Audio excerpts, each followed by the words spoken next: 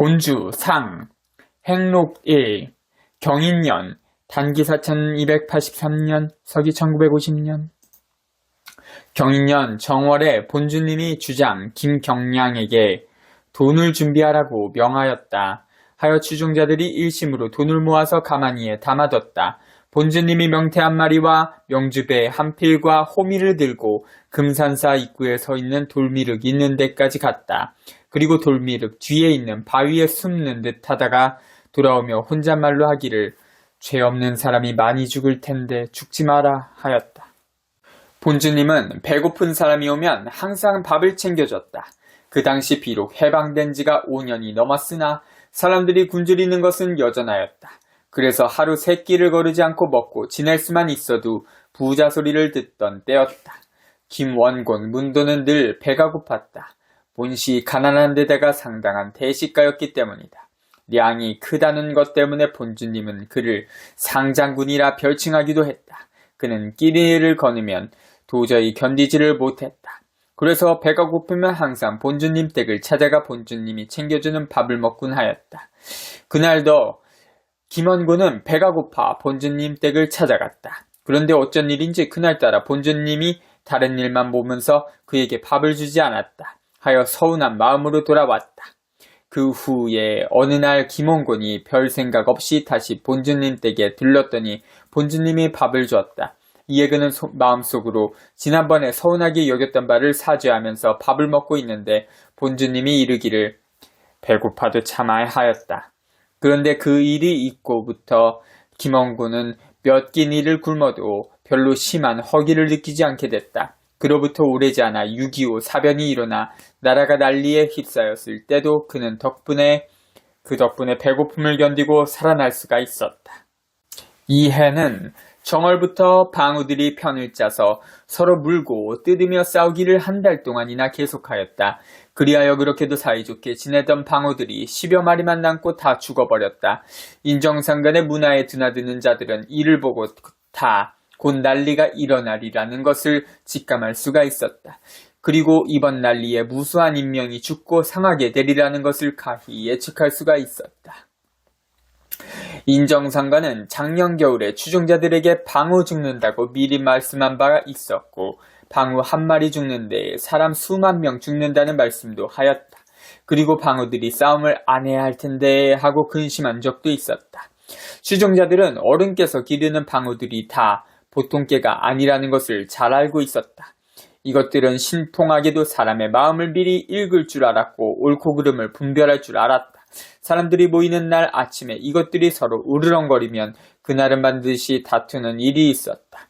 하여 비록 어른께서 직접 전쟁이 일어난다는 말씀을 하지 않았어도 어른의 공사로 움직이는 그 방우들의 행동을 보고서는 누구라도 그것을 모를 수가 없었다. 하지만 아무도 난리가 난다는 말을 입 밖에 내지 않았다.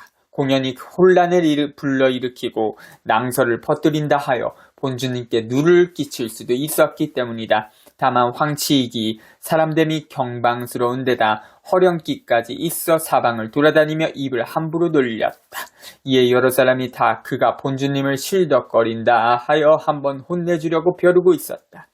마침 그가 도장에 들어오자 다들 의논이나 한 듯이 팔을 걷어붙이며 그를 삥 눌렀었다.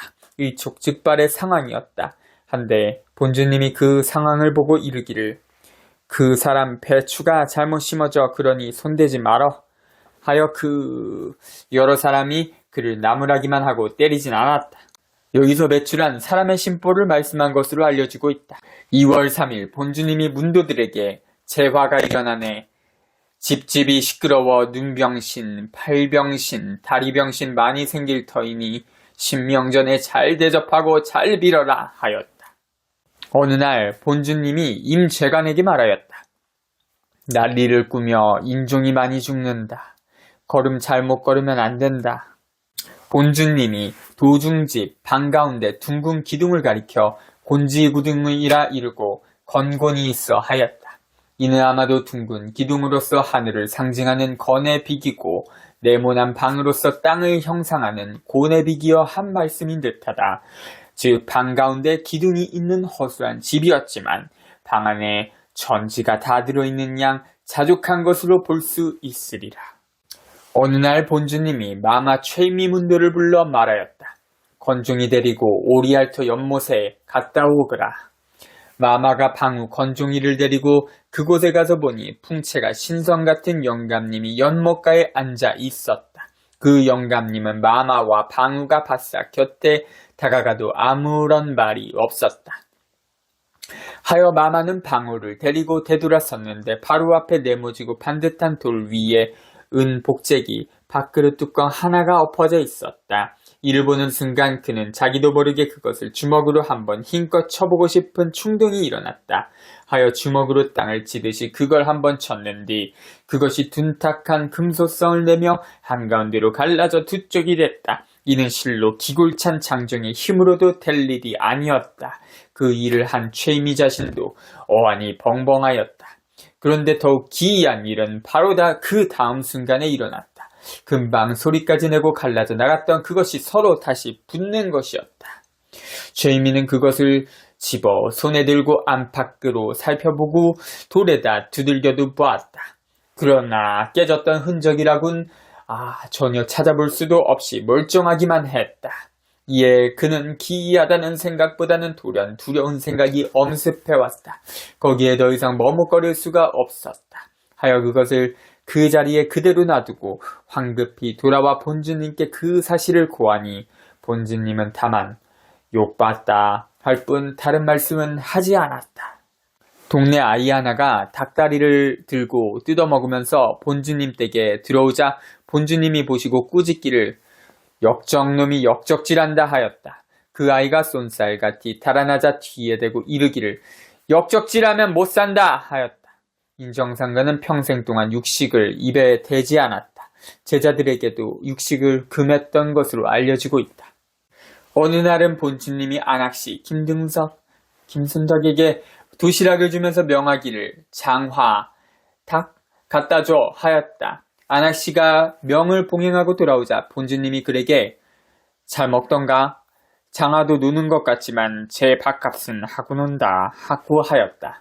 인정상가는 닭을 장화라 하였다. 그렇게 이름한 뜻을 살피기 전에 우선 닭에 대하여 알아본다.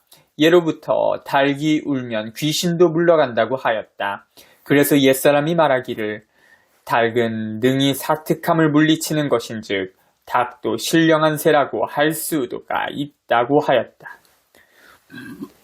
대개 본초를 살펴보면 닭의 원산지가 조선이라 표기되어 있고 조선은 현도, 낭랑이라 하였다. 그리고 어린아이들이 닭고기를 먹으면 회충이 생긴다고 하였고 닭을 약으로 쓸 때는 조선에서 나는 것을 구하여 쓰면 가장 좋다고 하였다. 이로써 보건대 닭은 조선과 관계가 깊은 짐승임을 알 수가 있다. 공교롭게도 조선이 나라를 빼앗겼다가 되찾은 것이 을유년 곧 닭의 해였는데 다만 우연으로만 보이지는 않는다. 옛날에 율곡 선생은 이 을유년을 천계라는 말로 표현하여 근세의 일을 예측해 놓기도 하였다. 율곡 선생은 이가 같이 말하였다.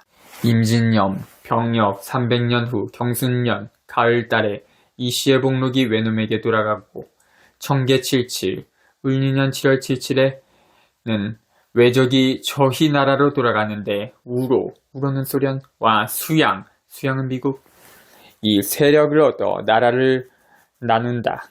한 하늘에 땅이 들이고 임금이 둘이다. 무슨 일로 한 아버지와 한 어머니의 색깔이 서로 다르고 무슨 일로 국토의 운수가 옛 성씨에 대하며 무슨 일로 북쪽 사람은 로는 소련에 의지하고 남쪽 사람은 양은 미국에 의지하는고 우매한 인민이 헛되이 움직이다 죽는다. 그 연수를 살피건대 자축인묘라. 대저 윗글을 상고하건대 선생께서 후세의 이를 가히 거울처럼 비추어 밝게 말씀하셨음을 알 수 있다. 다만 청계 77, 우로, 수양 등의 말로써 사람들이 쉽게 깨달을 수 없게 했는데 이는 바로 천기를 가벼이 말할 수 없었기 때문이다. 여기서 을유년을 천계라 했음은 을은 오행상으로 푸른색이 성한 초목을 상징하고 유는 닭을 뜻하는 글자이므로 을유는 푸른 닭, 즉 천개와 같은 말이 되기 때문이다.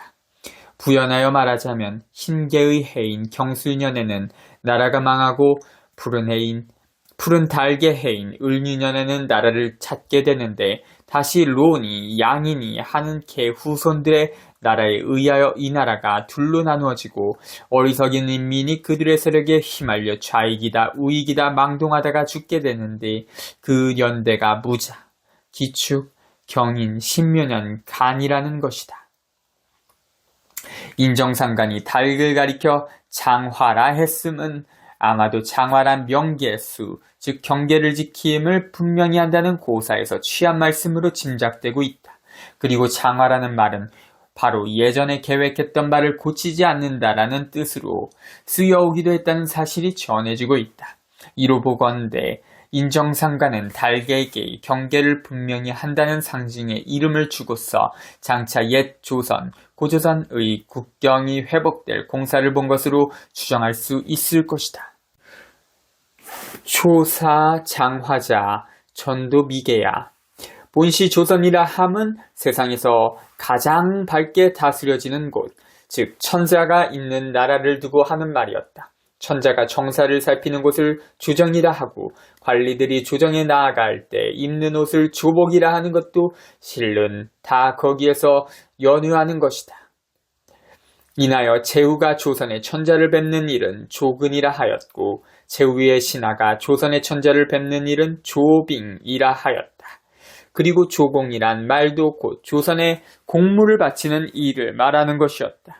다만 우리 옛 조선의 강역이 중국의 세력에 밀려 판도 안으로 들어오고 역사가 민멸되고 바뀌게 되자 우리가 도리어 중국의 공물을 바치게 되었는데 이 때문에 우리가 그 말뜻을 오해하고 있는 것이다. 하지만 가장 높고 귀한 데에다 반드시 조자를 먼저 내세웠던 말은 지금까지도 변치 않고 전해지고 있다. 조선이 천자의 나라였다는 말을 혹 지나친 억측이라 하여 믿을 수 없다고 떠드는 자도 있을 것이다. 하지만 천자라는 호칭이 우리 동이로부터 비롯되었다는 중국 측의 옛 문헌을 본다면 그래도 과연 믿을 수 없는 말이라고 떠들 수가 있겠는가. 후한시대 채옹이 그의 저서인 독단에 말하였다. 천자라 이름지어 부름이 동이로부터 비롯되었다. 그 풍속이 아비를 하늘이라 하고 어미를 땅이라 한다. 그러므로 천자라 하였다. 천자지 명호 시여동이 기속 부천모지 고왈 천자. 우리가 천자의 호칭을 쓰던 고조선 시대에는 지금의 중국 동북부와 태행산을 경계로 한 동남부 전역이 다 조선의 영토였다. 그리고 누천년 동안 그 영토를 지키며 태평을 구가하였다.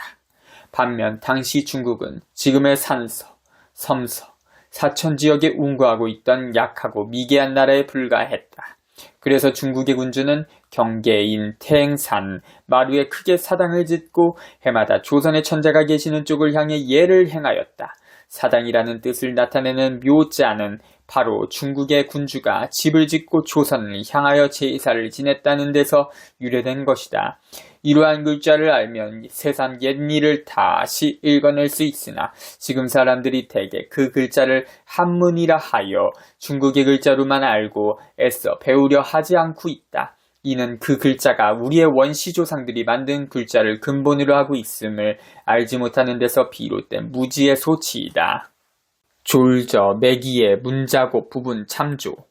이렇듯 자신의 옛 역사는 제대로 살피지 않으면서 외국의 역사, 외국의 문물에만 심취해 있는 것이다. 인정상가는 비록 위인의 전기라 해도 외국의 것을 읽는 것은 옳지 않게 여겼다. 어느 여문도가 밤의 소설 유충열전을 읽고 이튿날 아침에 본주님을 뵙자 본주님이 이르기를 그런 거를 읽을 테면 차라리 육갑이나 읽혀두어 하였다고 한다. 아무튼 설사 인정상간이 달그로서 고조선의 영광을 되찾는 공사를 행하지 않았다 해도 달객의 장하라는 이름을 지어준 것으로도 이미 우리에게는 거룩한 가르침이 되는 것이다. 인정상간이 장하를 대한 것을 보면 방우를 대할 때와는 비교되는 바가 있다. 방우를 일부 서양민족의 조상으로 판단한 인정상간은 이를 지극히 사랑하는 마음으로써 교화시켰다. 때문에 추종자들에게 항상 이르기를 방우대하기를 큰손님 대하듯이 하라고 하였다. 추종자들 중에 혹 무지한 자가 방우에게 함부로 하면 인정상간은 방우가 공밥 먹지 않는다고 크게 나무랐다. 전남 장성 김원길 노인의 증언. 인정상간은 장화를 대함에 있어서는 더욱 은근하였다. 혹 누가 소리쳐 쫓기라도 하면 인정상간께서는 와 쫓노 얼마나 놀랬겠노 하고 나무랐다. 그리고 가끔 사람을 시켜 좋은 음식을 대접하기도 하였다. 이러한 인정상간을 보고 그 깊은 뜻을 알리 없는 몇몇 동네 사람들은 여처자가 개와 같이 산다는 둥 달객에 사람 먹을 것을 주어 기른다는 둥 심한 비평을 하기도 했다. 추종자들이 그 비평하는 소리를 어른께 구하면 인정상간은 그 사람들은 몰라서 그래 하고 더 이상 말씀하지 않았다. 인정상간이 장하도 노는 것 같지만 지 밥값은 하고 논다고 하였음은 방우가 공밥 먹지 않는다고 한 말씀과 현저한 차이가 있는 것으로 여겨진다. 왜냐하면 장하는 제법 철이 든 주인으로 허연한 말씀이었고 방우는 그저 무던한 일꾼으로 대접한 말씀으로 풀이되고 있기 때문이다.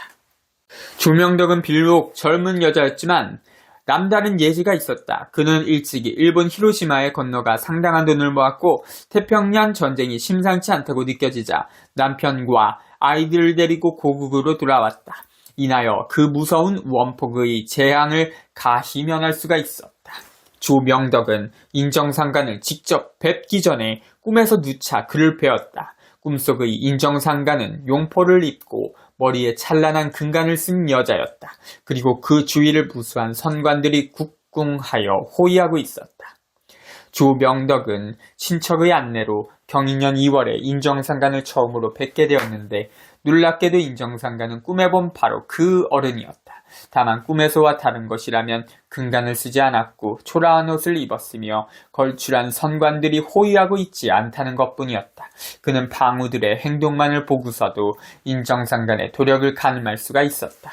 인정상간이 그에게 밥을 챙겨주자 그는 무심코 밥을 먹고 있었다. 헌데 인정상간은 가만히 그의 손에다 배 한 개와 꽃감 4개를 쥐어주고 이르기를 나누어 먹어 하였다. 이루어 이에 조명덕은 순간 짚히는 바가 있어 대답하기를 이곳으로 이사 오겠습니다 하였다. 그러자 인간상간이 고개를 끄덕이며 말하였다. 때가 됐으니 와야지. 18.